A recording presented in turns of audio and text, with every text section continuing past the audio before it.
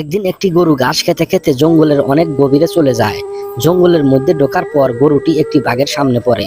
গরুটিকে দেখেই বাঘ আক্রমণ করার চেষ্টা করলে গরুটি সাথে সাথে দৌড় দিতে থাকে, কিন্তু বাঘের তুলনায় গরুটি সেভাবে দৌড়াতে পারে না।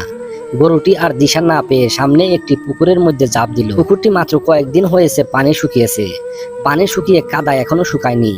বাঘটিও কিছু না ভেবে গরুটির সাথে সাথে পুকুরে ঝাঁপ দিল। বাঘ এবং গরু দুজনেই কাদার মধ্যে গলা অবধি আটকে গেল। বাঘটি রেগে গিয়ে গরুটিকে বলল, কিরে হারামজাদা, তুই আর লাফ দেওয়ার মতো কোনো জায়গা খুঁজে পেলি না, শেষমেশ এই কাদার মধ্যে লাফ দিলি।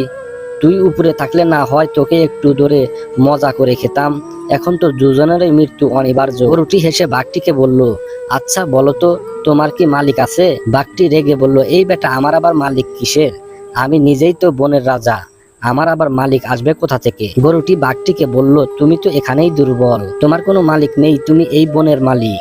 কিন্তু আমার একজন মালিক আছে, তিনি আমাকে সন্ধ্যার আগে তার বাড়ির কাছে না দেখলে সে আমাকে খুঁজতে আসবে এইখানে, এবং আমাকে এভাবে দেখে সে আগে তোমাকে লাঠি দিয়ে মারবে, তারপরে আমাকে এখান থেকে উদ্ধার করে নিয়ে যাবে।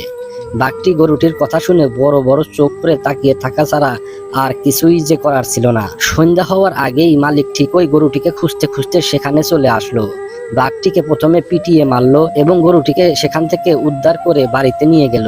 আমরা যারা আমাদের একমাত্র মালিকের উপর ভরসা করি, যখন যেখানেই আমাদের উপর কোনো বিপদ আপদ আসুক না কেন, আমাদের মালিক মহান আল্লাহ তাআলা ঠিকই আমাদেরকে তখন সেই বিপদের হাত থেকে রক্ষা করবেন ইনশাআল্লাহ। হয়তো আমাদেরকে আল্লাহর রহমতের জন্য সন্ধ্যা পর্যন্ত অপেক্ষা করতে হবে।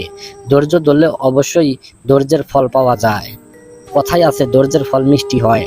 আল্লাহ আমাদের সবাইকে ধৈর্য ধারণ করার তৌফিক দান করুক, আমিন। বন্ধুরা, ভিডিওটি ভালো লাগলে অবশ্যই একটি লাইক দেবেন এবং চ্যানেলটি সাবস্ক্রাইব করবেন।